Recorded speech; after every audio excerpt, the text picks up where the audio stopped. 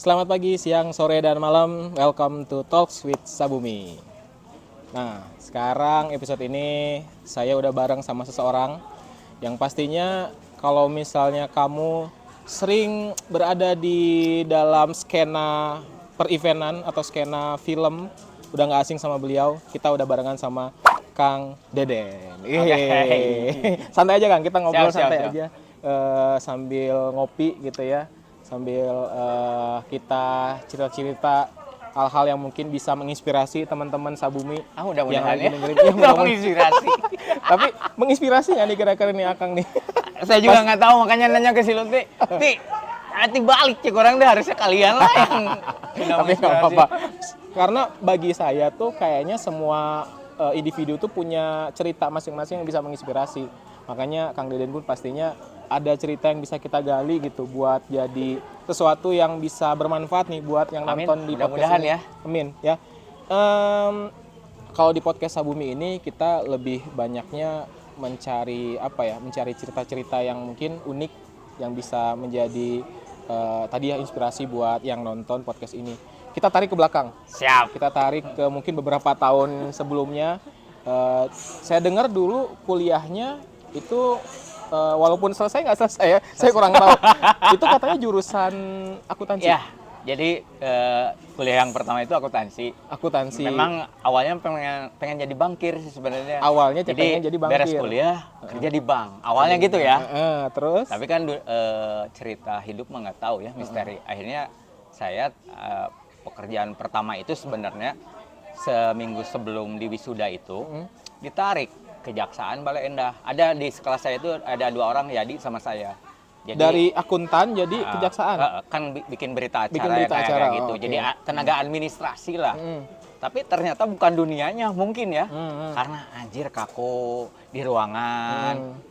Menurut saya genetikanya mungkin harus di lapang. Mungkin ya. Mungkin waktu itu. Jadi akhirnya saya teh wah ini mah nggak menyenangkan buat saya kerjanya, walaupun secara salary, secara ritme gawe kan enak sih, jam 2 udah beres gawe. Tahun gitu. berapa itu Kang waktu itu? 2000, pokoknya mah 2000-an lah, 2005. 2005. Waktu itu sempat di Kejaksaan, terus akhirnya cabut lah ke Jakarta.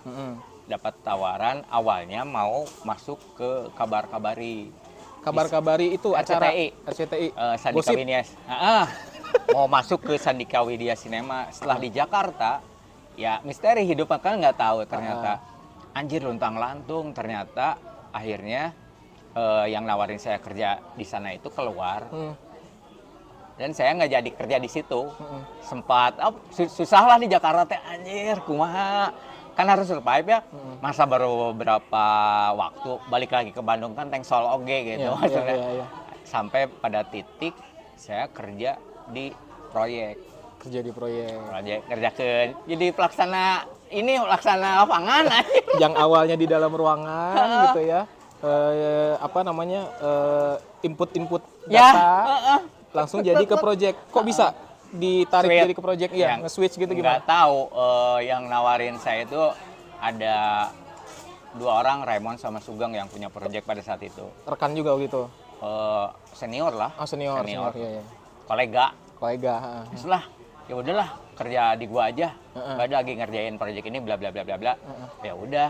Terus kan orang nggak bisa apa-apa, nggak tahu apa-apa mengenai project. Udah, yang penting mah lu mah masuk ke site, ke lapangan, jadi pengawas lah. Terus tugasnya apa?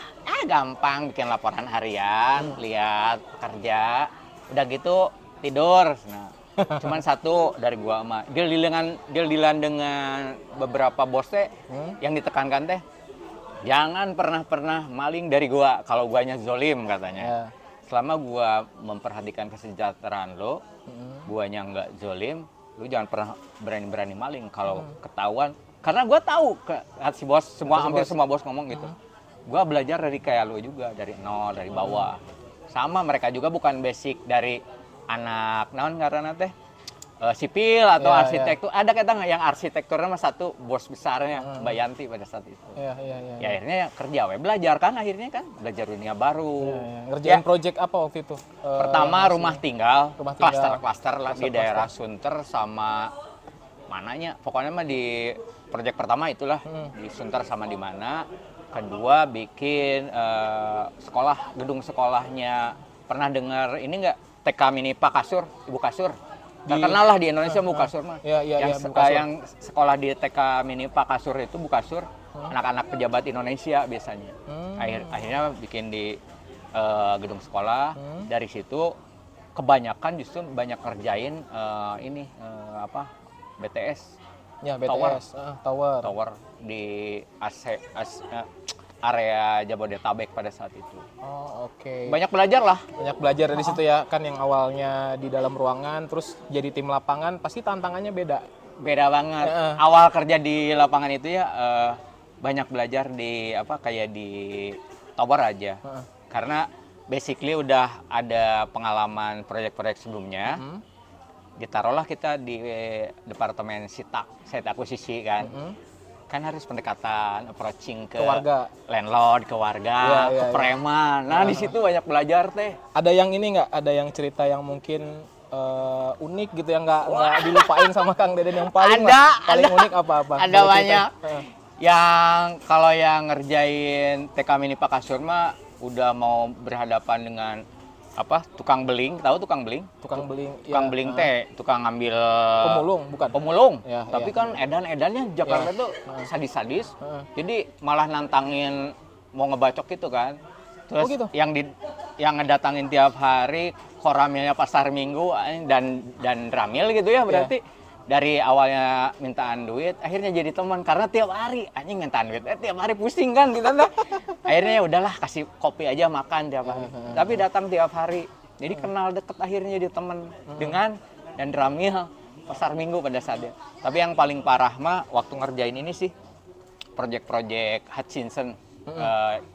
Jadi di beberapa site lokasi kayak yang pertama di Nagrak di daerah Cikeas itu pertama ngerjain project, site pertama di Indonesia ada di situ, ketemu dengan project manajernya dan orang Jerman, terus konsultannya juga orang Scotland, orang Filipina, orang banyak lah. Tapi yang paling mencengangkan adalah ketika besok mau kick off, ngerjain CME, ya mau CME, kan otomatis bahan-bahan yang kemarin datang kayak behel, kayak barang-barang yang berharga gitu ya. Saya nggak habis pikir gitu dari ratusan batang behel yang ukuran 19 sampai yang terkecil. Besok mau dipakai hilang anjing bangsat. Bener bisa gitu. Tapi yang paling lenyap. Kan kita juga tidur di proyek pada saat itu kan. Itu ukurannya gede-gede kan ya? Gede-gede lah. 19 gede gini gitu ya. Kan kalau dibawa sama 5an oke kedengeran harusnya. Iya. Enggak aneh. Wah, pakai sihir itu mah. Artinya tapi yang paling menegangkan adalah ketika di Babelan sama di Banten.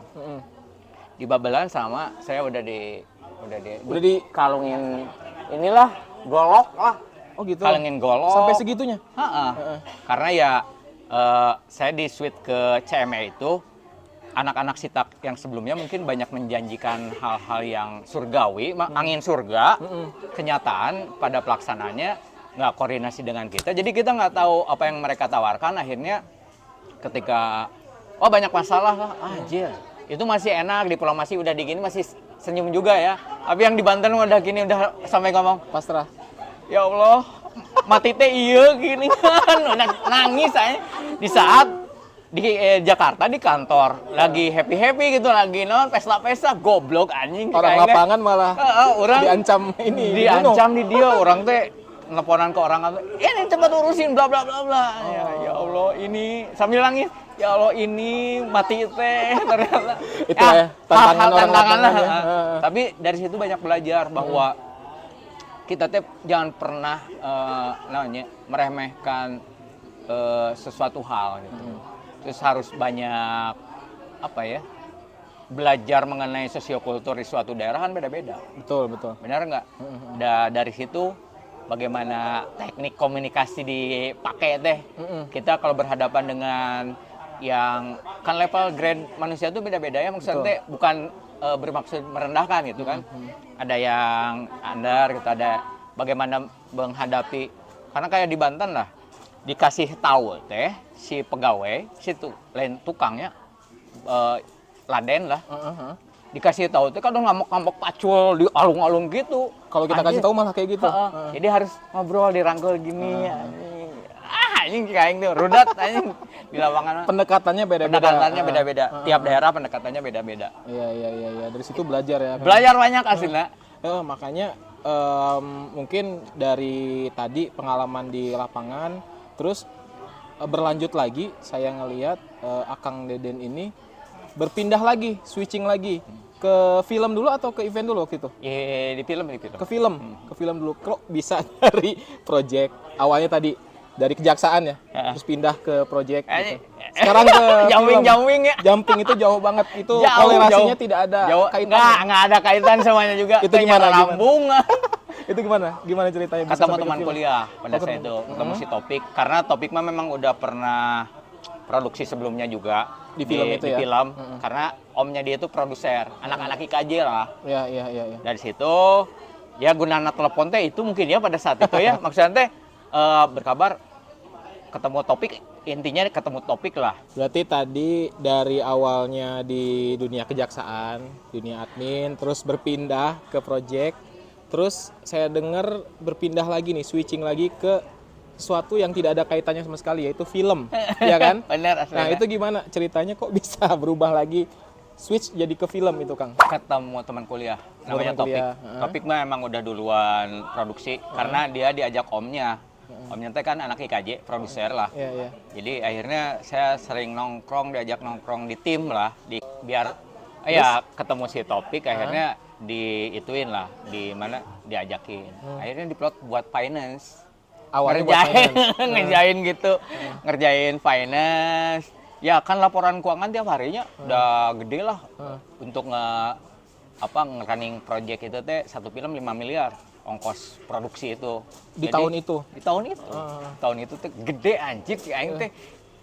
Sampai karena seringnya kita ke transaksi di BCA di Kelapa Gading, kantor kan kebetulan di Kelapa Gading.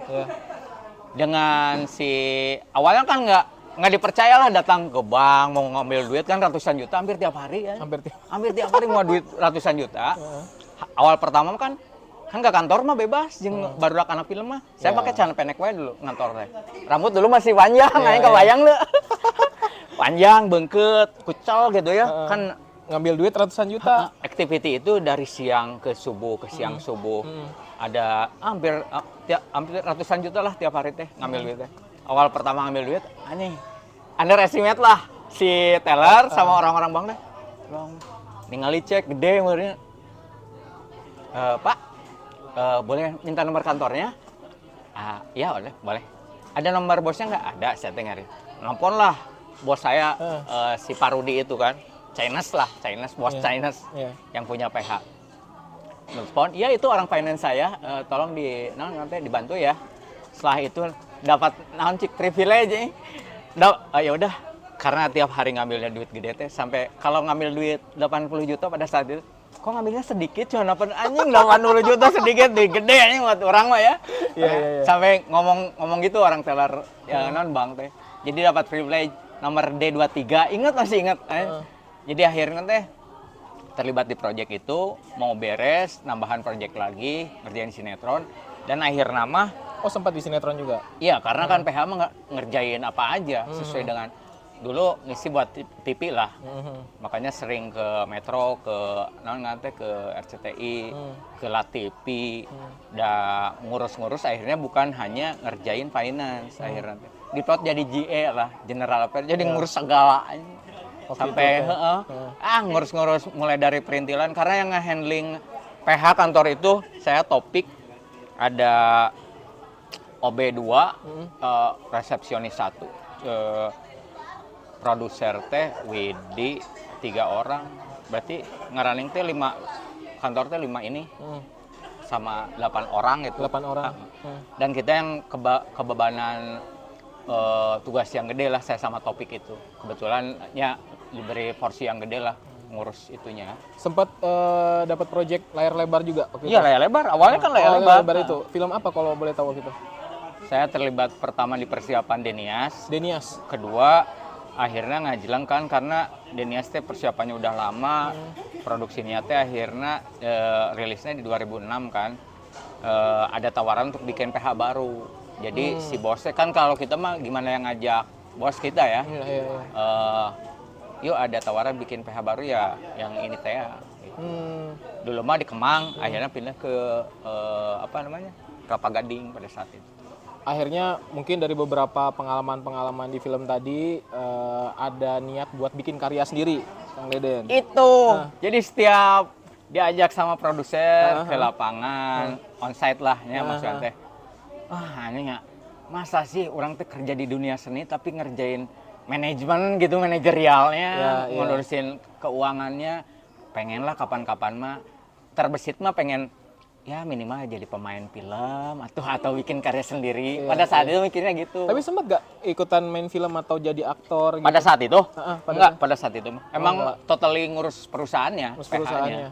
Tapi setelah balik ke Bandung, ya naon ngaranna teh kesempatan itu akhirnya kebuka sih. Kesempatan itu. Kan akhirnya mah kemarin juga main untuk Kemendikbud.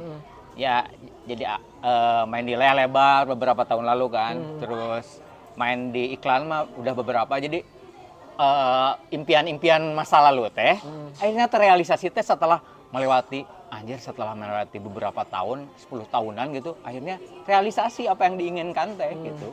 Akhirnya ya kan ya. Bikin film sendiri kan sekarang mah maksudnya teh berakting juga, ngalaman gitu nggak jadi aktor. Kalau bikin film sendiri udah berapa film total yang dibikin? Yang didirect sama Kang Deden? Berapanya? 85. Kurang lebih 20 lah. 20 film. Kurang lebihnya.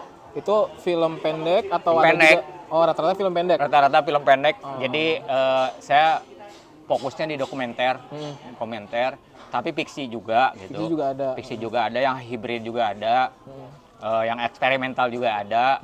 Kalau panjang mah tahun ini lagi persiapan untuk ngegarap dokumenter panjang sih. Risetnya udah dari Mei kemarin. Oh, apa tuh kalau boleh tahu? Ini kisi-kisinya aja, jangan Film mengenai sarung sih. Sarung. Sarung. Jadi kan sarung identik biasanya kita taunya orang Islam kan. Iya. Padahal enggak. Di Samosir pakai sarung. Di Bali juga pakai sarung. Untuk ritus-ritus ini ya yang sangat penting di sakral gitu. Proses-proses sakral kayak di Samosir, di Bali, semua pakai sarung. Dan sarung teh punya kita semua gitu. Bukan hanya muslim. Iya, iya. Rencana itu launching kapan, Kang? Nggak tahu, baru beres riset. Oh, baru riset. Riset juga belum beres. Ini baru ini lagi Bandung proses doang. riset. Kan harus keliling Nusantara. Mungkin Ada rencana ke ini sih, ke Yaman, ke Hadramaut. Oh, karena sampai ke sarung luar negeri? aslinya dari sana sarung itu. Oh, dari Yaman ya? Dari Yaman. Iya, iya, Mau ke iya. Gujarat, ke Yaman. Yang keluarnya. Wah, saya nantiin banget tuh karena memang kita taunya sarung ya udah peralatan buat dipakai sholat Sholat aja. doang ya. Ternyata ada esensi di balik itu yang kita nggak tahu. Banyak banget lah. Selain untuk ritus ibadah, khususnya muslim ya, kan bisa dipakai untuk kayak dagang di daerah-daerah seberang lah kan. Terus dipakai bertarung untuk kehormatan dengan daerah Sulawesi kalau nggak salah, apa ke Kalimantan lah. Oh iya. Banyak hal ternyata sarung sangat filosofis. Iya, iya. Dan kalau ngomongin soal film juga sempat nih Kang Deden menggarap event-event yang berhubungan dengan film gitu ya. Salah satunya yang ini mungkin cukup dark ya, teman-teman ya. Yang akan saya tanyakan ke Kang Deden ini mungkin agak sedikit dark, tapi kayaknya ini menarik buat saya ulik gitu, bahwa waktu itu tuh sempat Kang Deden bikin atau mungkin menjadi bagian di dalam event yang bernama Nobar Berbisik. Apa? Bioskop Harewos. Bioskop Harewos. Itu Harewos salah, itu bahasa Indonesia berbisik ya. Itu gimana tuh? Kalau nggak salah pesertanya ada yang tunanetra. Ini maaf ya. Emang tunanetra yang pesertanya. Beneran ya tunanetra ya? Tunanetra disuruh nonton. Ini ya teman-teman diajak ya. Nonton, bukan diajak nonton. Maaf ya, tapi ya nonton. ini bukan bermaksud gimana-gimana. Mungkin agak sedikit dark kalau kalian dengarnya. Tapi ini unik banget. Itu gimana? Ceritain Kang Deden. Sebenarnya kalau si bioskop Hareo sendiri itu bagian dari eventnya 1000 Wajah Bandung. Jadi saya, Ale, Gipar, Ican, Tira, Debbie. Debbie itu istrinya Atun yang punya 9 Matahari kan. Terus teman-teman pegiat film di Bandung lah, 2015 teh bikin namanya event 1000 Wajah Bandung. Jadi kita memanggil para pegiat film, pelaku film nasional, industri, untuk berkontribusi datang di acara ini. Khususnya yang punya kaitan historical dia dengan Bandung, kota Bandung. Kan kayak si Laskar Pelangi itu ditulisnya itu ketika si Handra Hirata masih ngantor di Telkom Japati di sini di Berarti Bandung. waktu itu filmnya film Laskar Pelangi? Salah satu yang yang diundang si Handra Hirata. Oh, oke. Terus? Terus beberapa nama besarnya kayak Pak Roni Chandra, pada datang lah ke sini pada support. Nah itu momentum saya ketemu secara dengan teman-teman mengingkatkan diri di Bandung Film Council pada saat itu. Sekarang udah berubah jadi Film Commission kan, Bandung Film Commission. Dari situlah, kita memang harus intinya bagaimana Bandung melahirkan sineas-sineas kembali gitu. Karena cukup menarik sih kalau saya lihat di Bandung teh banyak banget talenta-talenta yang menasional sih sebenarnya. Kayak Kang Cesa kan, Cesa David, Inaped, ketua Inaped, editor Indonesia itu, asosiasi, kan orang Bandung. Si Cumit juga, presidennya ICS juga orang Bandung, orang Cileunyi gitu. Maksudnya teh banyak orang-orang Bandung lah, kayak Teh Gia, kayak banyak sih yang udah gede-gede di Jakarta itu aslinya orang Bandung. Dan kita tuh pengen gimana caranya film Bandung itu ya besar lah. Iya, makanya Saya mah terus terang NP ke Jogja karena kalau teman-teman tahu film nasional itu lahirnya di Bandung 100 tahun yang lalu itu. Gitu. Awalnya malah susunnya di Bandung ya. Yang Lutung Sarung itu kan film pertama Indonesia itu. Oh iya, Bandung. Betul. Iya. Oke, berarti kan pengalaman-pengalaman di dunia eventnya juga selain tadi mengerjakan event-event film, ada event-event yang lain juga Kang? Yang Ada. Musik banyak, juga? musik. Berarti terjun juga ke dunia event ini cukup serius juga ya Kang ya? Jadi bagian pekerjaan sih, karena saya menikmati event itu. Basically kan kita belajar, dulu kan aktif di Tarka ya, jadi ketua Karang Taruna gitu di kampung. Kan itu mah udah pasti naluri alami gitu, maksudnya teh ngerjakan sesuatu acara 17-an lah. 17-an. Kecil-kecilnya waktu itu ya nyobainnya. Semua juga di Bandung musisi berangkatnya dari 17 Agustusan. Iya, pasti Di itu. panggung-panggung 17 Agustus kan. Iya. Nah, kita belajar banyak ketika masih jadi anggota Karang Taruna lah. Maksudnya teh di situ jadi naluri itu mah menyenangi gitu, bikin acara nge-arrange, Berarti menyenangkan. memang passionate-nya Kang Deden ini lebih ke belakang layar ya? Dulu itu banyaknya Lebih di suka belakang layar. ngaturnya ya? Dulu tuh banyaknya gitu, nyiapin banyak makanya ketika balik lagi ke Bandung teh hampir semua orang-orang di skena ya, mau di film mau di musik manggil saya mah emang. Angkel aja. Yang udah deket ya maksudnya itu pasti manggilnya Mang Deden gitu. Event yang paling gede atau yang paling mungkin tantangannya cukup besar menurut Kang Deden yang pernah digarap waktu itu event apa ya? Bisa diceritain nggak? Tiap acara tuh punya tantangan sendiri pasti. Tantangan sendiri. Bahkan saya dimarahin sama narasumber. Saya sempat nge-handling ini event yang ngerjain Ichi Hairs Magazine ulang tahun. Ichi punya majalah. Ya. Nah, ulang tahun majalahnya saya nge-handle yang 2 tahun. Saya sempat dimarahin tuh sampai salah satu narasumbernya saya antar menuju lift sama anaknya. Sampai gini, Deden, jangan pernah kamu ngundang lagi saya jadi narasumber. Gara-garanya dia itu kayak tersudutkan oleh si dokter gitu karena dia ahli herbal. Saya juga ngerasa bersalah juga, tapi saya nggak berani ngelawan karena dia ibu ya, perempuan gitu. Iya. Ya udahlah, dimarahin sama Bu Odai. Jadi saat ahli itu, herbal itu loh, ahli herbal keren dunia itu. Iya. Jadi saat itu posisinya dari teman-teman Maici dan ada juga dari herbalnya itu yang maksudnya dokternya lah itu ya. Saya nge-handle acaranya, jadi saya yang ngederek acara. Ya ada miss lah. Karena si dokter itu ngambil jatah ininya si ibu sih sebenarnya, memang salah juga. Oh, bukan terkait kontennya tapi terkait yang tadi. Oh, oke. Memang jatah waktu si ibu teh salah saya juga sih sebenarnya itu. Oh iya. Kalau di luar itu banyak sih masalah-masalah, Pasti ada kan? banyak yang nge-handling turnya My Disco. Ada salah satu band noise dari Inggris. Jadi tur Indonesia dari Jakarta, Bandung, Jogja, Semarang, Surabaya. Di set terakhir mau ke Surabaya kan, di perjalanan kalau nggak salah di Kertasono, subuh elep yang kita tumpangin ban kirinya meledak. Kebayang dari tidur semua langsung ini, kan itu band 3 orang kan, band noise ya noise. So kita juga sama, pasti Kertasono kan subuh mau nyari toko juga belum buka. Kan harus beli ban. Ban elep deh hese-nya maksudnya teh. Akhirnya harus nunggu activity di Jawa pada saat itu yang baru buka jam 9, setengah 10. Jadi banyak lah sih kalau event mah banyak cerita lah. Banyak cerita. Tiap event deh ceritanya beda-beda. Tapi justru yang mahalnya itu di experience-nya itu orangnya. Kalau acara mah gitu-gitu aja. Ya, bukan materinya justru, tapi lebih kepada experience-nya itu yang bisa jadi pengalaman buat kedepannya. Mungkin teman-teman yang suka sama dunia event tadi ya, saran saya sih walaupun memang banyak experience unik kayak Kang Deden ini, teruskan. Karena itu jadi pengalaman unik buat teman-teman pastinya. Ada satu nge-handling si Sergei. Sergei itu apa tuh? Sergei itu musisi folk dari Rusia, Ukraina. Dia lagi tour di Indonesia kan. Saya nge-handling yang di Bandungnya.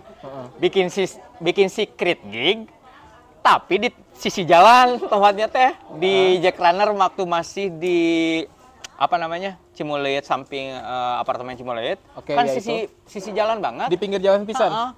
Aturan jam 10 udah beres, jam 12 masih karena ngejreng.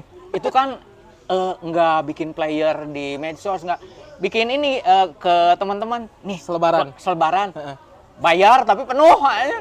Yang main kan di situ Mustard and Beat, pemandangan. Oh iya tuh. Pokoknya band folk Harade lah di Bandung. Iya. Tahun berapa itu, Kang?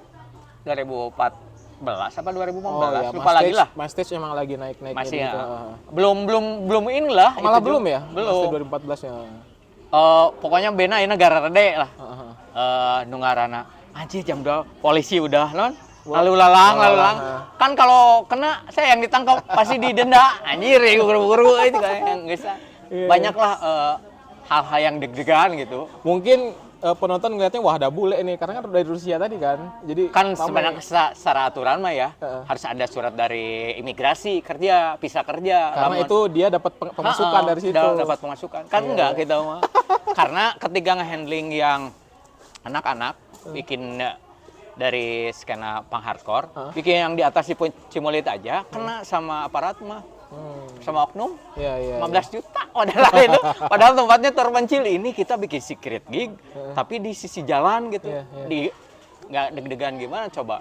Anjing deg-degan nih kalau ditangkap, mau di penjara mayar pasti orang itu orang. Tapi untungnya aman. Alhamdulillah gitu ya. Aman. Akhirnya bisa berjalan dengan lancar lah waktu itu ya. Alhamdulillah. Sempat bikin juga yang terbaru ini yang saya dengar, sempat bikin film yang terafiliasi dengan Netflix juga ya? Ya tahun lalu saya ngebantu Technia. Jadi Technia Dinata ya? Dinata karena dia yang ngedirect, produsernya juga dan PH-nya PH dia. Saya ngebantu lah istilahnya di tim produksinya. Itu teh produksi original Netflix gelombang pertama. Pada saat itu teh 2 film yang gelombang pertama Netflix, film Technia sama film yang Camilla Andini yang Now Before and Then teh yang Nana. Iya. Itu teh syutingnya karena si soundman-nya teh beres dari ini pindah ke sana sih Mas Triston. Jadi begitu ya perebut-rebut SDM teh gitu. A World Without waktu itu ya judulnya ya. Kalau misalnya teman-teman pernah nonton A World Without, salah satu yang ikut andil dalam film tersebut ada Kang Deden. Waktu itu syutingnya di UPI ya Kang ya? salah satu scene-nya ada ya, beberapa site. Jadi saat syuting hari pertama, hari kedua di UPI, terus pindah ke Bumi Sangkuriang, terus di Braga 2 hari, terus di Pangalengan sehari, terakhir teh di Gedung Sate, di area Gedung Sate. Iya. Berarti mungkin kalau misalnya dilihat nih teman-teman, Kang Deden ini banyak berkontribusi di karya-karya yang bentukannya film. Secinta itu Kang sama film atau gimana? Jalan mengarah ke sana mungkin ya. Jadi jalan mengarah ke sana, kayaknya emang suka juga sama dunia ini akhirnya terus sampai sekarang. Benar. Banyak benefit yang didapat sih. Maksudnya teh selain pertemanan dengan teman-teman bukan di film aja, di musik, di film juga, di sastra juga. Tapi di film adalah hal yang saya dapatkan secara pribadi, komersil juga didapatkan di sini. Maksudnya teh bukan hanya senang-senang gitu, senang-senangnya dapat, duitnya juga dapat. Jadi dunia yang sangat saya cintai gitu maksudnya teh. Salah satu pencapaiannya waktu itu sempat jadi nominasi ya Kang ya? Nominasi apa tuh? Nominasi salah satu festival di Hamburg dah, lumayan udah tua festivalnya. Namanya berangkat ke sana berarti? Sana, berangkat sama teman-teman produksi, sama dari teman-teman IAITB. Film apa tuh waktu itu yang jadi nominasi? Saya bikin film hybrid eksperimental gitu, menggabungkan antar dokumenter, fiksi dan eksperimental, 3 genre di Semua Karana. Semua Karana. Ada bisa dinikmatin nggak sama teman-teman? Ada di YouTube kalau nggak salah, saya udah upload itu. Oh, oke. Jadi teman-teman kalau misalnya pengen tapi nggak ada dialog itu teh, film teh udah gitu maksudnya. Tapi emang ciri khas film festival tuh kayak gitu kan? Benar. Agak sulit dicerna gitu. Nah, saya nggak berpikiran bahwa melalui karya kita akan bisa melanglang buana gitu. Maksudnya ternyata lewat seni kita bisa mencapai dunia-dunia yang sebelumnya kita nggak kepikiran lah, bisa ke Eropa gratis gitu, enak gitu, jalan-jalan. Yang jelas sih kalau dulu sebenarnya kalau cita-cita teh dari awalnya waktu kecil gitu, waktu SD saya pertama pengen jadi waiter, kedua jangan jadi stuntman. Kenapa pengen jadi waiter? Karena ketika sering berkunjung ke rumah Dandi ke teman saya, bapaknya teh kan kerja di kapal pesiar, keliling dunia wae kan, pasti kan. Saya teh mindsetnya udah keliling dunia pada saat itu teh. Tapi jadi waiter. Kan yang namanya anak kecil mah. Berarti kalau keliling dunia teh harus jadi waiter. Kan gitu kan? Waktu itu pikirannya belum kebuka. Terus kalau stuntman kenapa?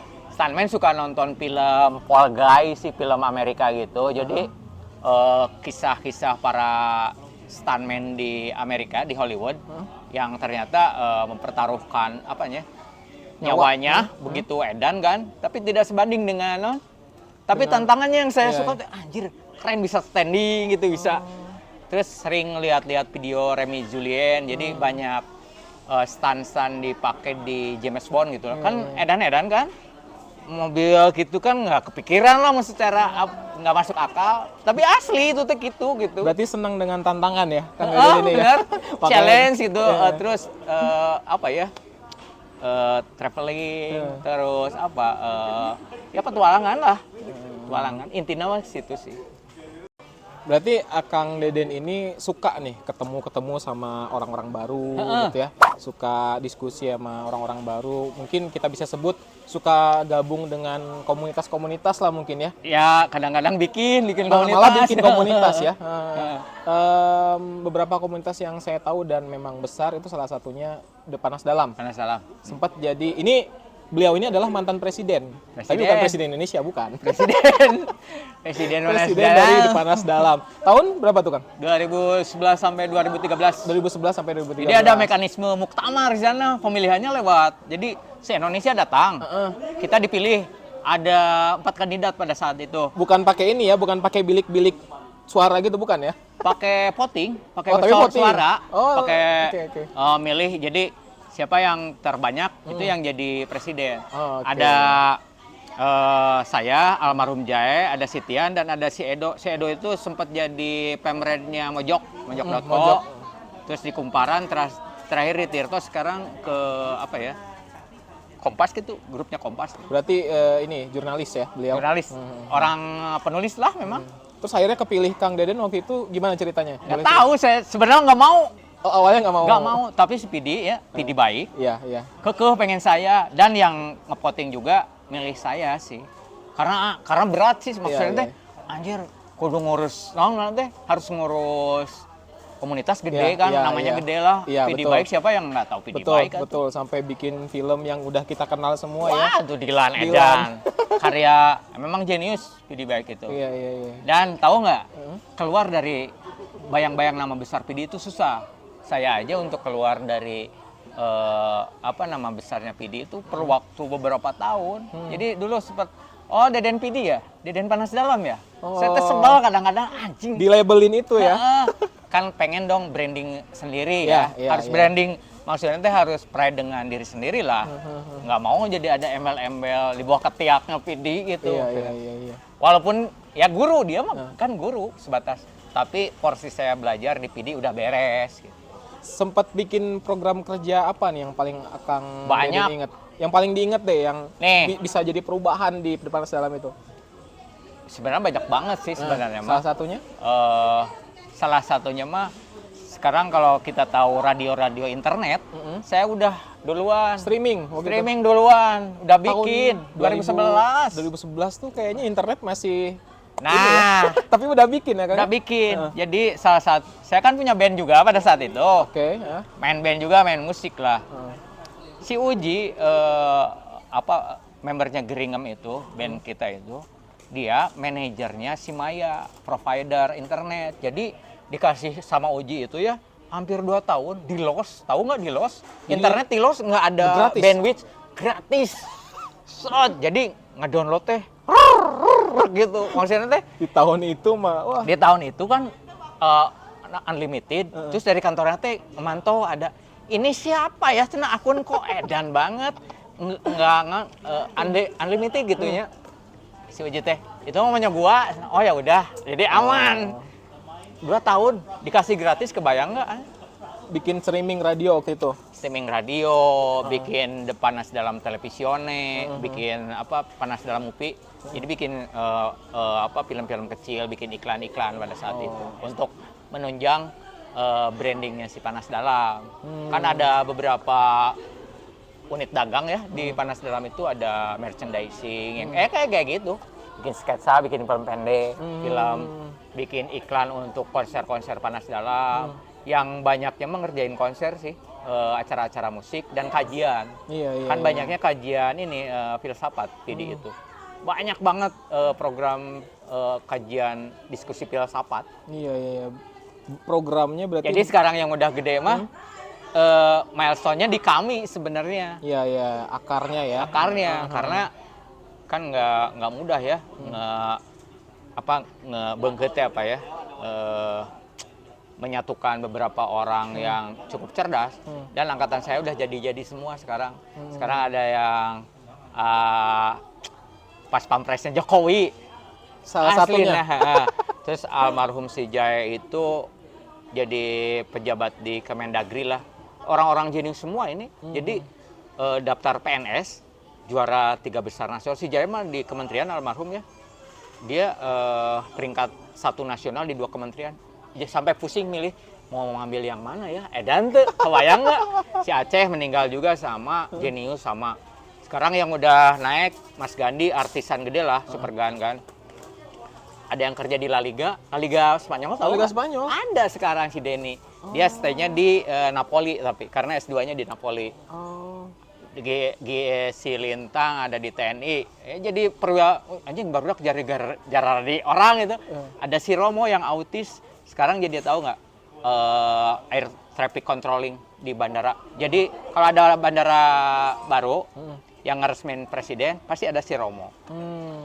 Sisanya karena kebanyakan angkatan saya itu anak-anak Pikom Unpad, jurnal, ada anak Mankom. Jadi banyaknya di media sih. Sisanya mah di media. Berawal dari komunitas ya. Komunitas, itu yang di bisa Panas jadi, Dalam. bisa jadi besar gitu. Berarti memang komunitas ini bisa berdampak positif tergantung komunitas-komunitasnya Kang ya? Banyak hal positif sih kalau kita masuk komunitas teh ya. Karena banyak transfer ilmu, share knowledge di sana itu banyak banget. Karena tidak semua ilmu bisa didapatkan di kampus. Iya, iya, justru di Banyaknya luar di kampus. luar kampus. Di luar kampus teh banyak banget ketemu dengan orang-orang besar, dengan orang-orang yang cukup. Saya banyak belajar banget sama PD teh. Kalau di PD itu banyak belajar mengenai bagaimana eksekusi, bagaimana berkarya. Tapi kalau di Jerry, waktu di film yang awal itu, guru saya yang anak IKJ, IKJ-nya sebagai juga dia. Saya belajar perfeksionis, bagaimana, karena kan 2008 juga saya mau dapat proyek garap film layar lebar. Sebelum kuburan meledak.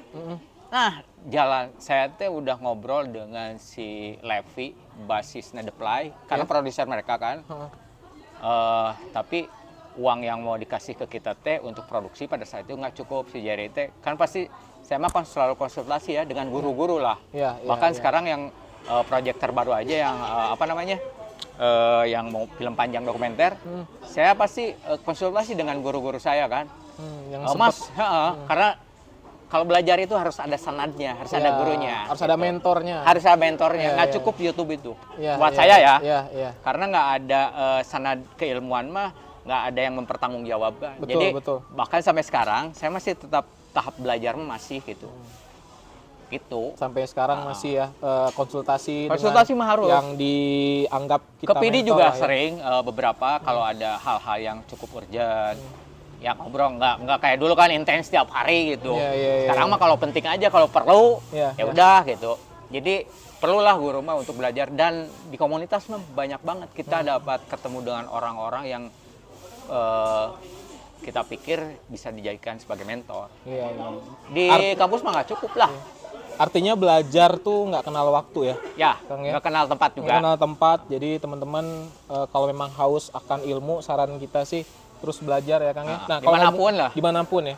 Dan kalau ngomongin soal belajar, Kang Deden ini juga sekarang itu lagi aktif di sekolah film ya Kang ya. Jadi lagi kalau bikin atau lagi rencana mau secara formal pengen bikin sekolah film, tapi lah kalau yang yang udah berjalan sama teman-teman di Bandung Film Commission mah bikin kelas-kelas kayak workshop, kelas intensif yang di beberapa tempat mah udah jalan dari 2017 sampai sekarang masih jalan sekarang. Ya. Itu programnya apa aja tuh Kang? Ini apa namanya sekolah filmnya ini yang akan lagi jalanin?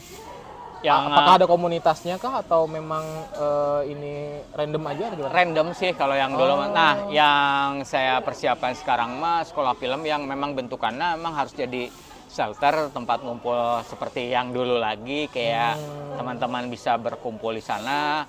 Jadi harapannya sih bisa realisasi secepatnya. Oh, berarti belum dapat lagi cari-cari investor sih, pitching gitu. Kalau misalnya teman-teman di sini yang nonton mungkin mau memberikan kontribusi mungkin ya Kang ya buat film terutama di Bandung.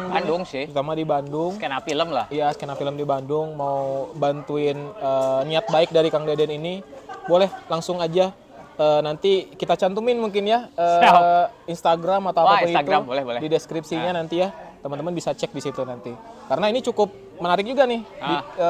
Kita ada sekolah khusus buat film seperti itu, jadi bisa belajar di situ juga ya Kang ya. Benar. Nanti mau ada tempat fisiknya juga, misalnya harus makanya ada. Itu emang harus ada satu tempat yang jadi hub ya, jadi shelter, tempat bertemunya para sineas Bandung, antara yang punya keilmuannya, terus industrinya, dan nanti yang untuk tertarik untuk belajar film juga bisa ke sana langsung datang. Kalau secara random teh lumayan tricky juga sih. Maksudnya teh orang kan program sekarang di tempat ini, nanti di mana, jadi kurang konsisten lah. Kalau ada tempatnya enak, jadi orang udah tahu lah kalau mau belajar film ke sana gitu, ke tempatnya. Tapi namanya belum ada. Belum nemu. Apa namanya Kang? Udah, Sanggar Sinema Kelas Kita sih kalau namanya. Sanggar Sinema Kelas Kita. Oke, semoga aja bisa segera terlaksana. Amin. Kita doain semoga cepet-cepet dapat investor. Amin. Mungkin Pak Lutfi Pak bisa menjadi investor Wah, utama. Pak Lutfi mah sangat saya nantikan ini. Siapa tahu bisa menggelontorkan dana. Amin, ya kan? amin, amin. Pak Lutfi. Berarti udah ada rencana mau bikin sekolah film ini, moga-moga bisa tadi ya cepat terlaksana, Amin, amin. cepat Mudah-mudahan. berjalan. Karena memang kalau kita dapat ilmu film itu cuman di misalnya kampus atau sekolah, saya rasa memang kurang cukup sih ya Kang ya. Karena memang butuh sekolah khusus, apalagi yang memang Fokus. passionate gitu ya, yang memang passionate. suka di dunia film, kayaknya wajib gabung di sekolah itu ya.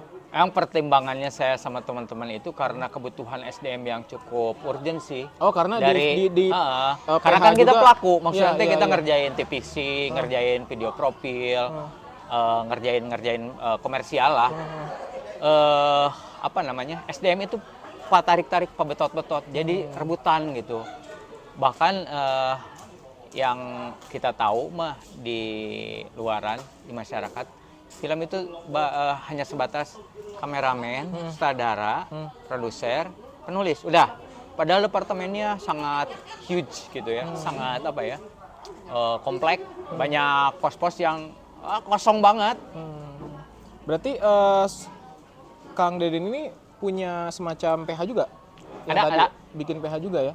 Teman Namanya baik, apa? teman baik main work namanya. Teman baik Nah. main work ya? Oh oke.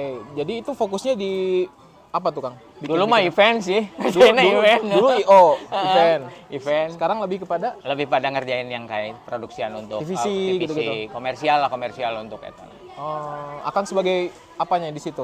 Kadang sebagai nge-produce, kadang sebagai director. Jadi gimana kebutuhan lah. Tapi inisiasinya dari Akang Ya. sebagai foundernya. Owner. Keren Kang Deden, terbaik ya. Belajar. Iya. Tapi karya-karyanya cukup oke gitu. Maksudnya tadi udah bikin film, terus bikin PH juga, teman baik main work ya. Kalau teman-teman butuh Ya, saya ngerjain- menerima pekerjaan. Iya, butuh misalnya ngerjain apa, Untuk boleh nanti ngerjain kontak aja yang Kang Deden ya. produksian yang kayak gitulah. Oke. Nah, kan berarti banyak nih Kang Deden, maksudnya pengalamannya dari tadi 2005 di dunia yang tidak tahu apa gitu ya. Bener. Terus sekarang akhirnya Kehidupan misteri ya. beralih sampai akhirnya sekarang fokus di film mungkin ya. Dan event juga masih sekarang. Masih. Nah, film. Terakhir ngerjain ini launching gedung toleransinya Ansor Jabar. Di film dan event berarti aktif juga. Ada ini nggak mungkin pesan-pesan ini buat teman-teman terutama yang muda-muda nih atau yang nonton gitu ya, terkait apa ya, terkait di lapangan gitu. Maksudnya kan ini kan pekerjaan Kang Deden ini banyaknya di lapangan. Banyak di lapangan. Ada sesuatu yang mau disampaikan nggak? Harus cepat belajar sih maksudnya teh. Terus jangan pernah meremehkan orang. Harus apa ya, respect ke setiap orang, hormat tanpa terkecuali ya. Karena kalau kita diremehkan teh nggak enak ya, benar ya. Cara belajar terbaik di lapangan mah itu membaur, humble, dan harus cepat menyerap semua ilmu yang ada. Karena kita ketemu di sini aja ini ilmu semua Iya, sebenarnya. iya, betul. Apa yang kita lakukan teh apa ya, media untuk belajar, mengembangkan diri kita. Jadi kejar apa yang ingin dilakukan ya. Yang kita cerita dari awal sampai sekarang kan misteri hidup nggak tahu ya maksudnya teh. Betul. Jalan hidup nggak tahu. Nah, saya untuk sampai ke sini itu harus ke sana dulu. Akhirnya menemukan apa yang saya suka ternyata. Oh, dunia saya ada di sini. Jadi makanya pertimbangan untuk bikin sekolah film itu selain karena urgensi SDM yang begitu sangat apa ya, penting banget gitu, kurang. Ya intinya saya apa ya, melakukan IET ya karena menyenangi aja. Iya. Karena walaupun mungkin dikerjainnya pasti capek, tapi kalau misalnya kita suka dengan hal itu, Akan pekerjaannya terasa- jadi menyenangkan gitu ya. Dan sebagai ini aja sih ketika saya sama teman-teman apa namanya rencana bikin sekolah ini teh, kalau bisa adik-adik kita mah kita nurturing, kita pangkas shortcut gitu, jangan ngalamin seperti kita yang harus kesini dulu, kesana dulu, kesana. Perjalanannya terlalu panjang gitu. Iya. Kan kalau udah ada pengalaman yang kita bisa share, terus kita bridging ke industrinya mah akan memangkas waktu yang saya mah kan harus melewati 10 tahun lebih gitu ya. Baru bisa settle di dia gitu, menemukan apa yang saya inginkan, apa yang saya senangi gitu. Kalau bisa ya dengan adanya sekolah ini mah ya saya akan memangkas obstacle yang harus dilalui gitu. Ya, perjalanan itu jadi dipangkas, jadi dipersiapkan di sekolah ini. Jadi siap gitu. Nanti dilempar ke dunia industri udah siap, udah ready gitu ya. Tuh. Oke, teman-teman, keren banget obrolan kita barengan sama Kang Deden. Sekarang seperti biasa di setiap episode Kang, kita tuh suka ngasih semacam oleh-oleh lah buat tamu gitu yang kita undang di podcast Talk with Sabumi ini.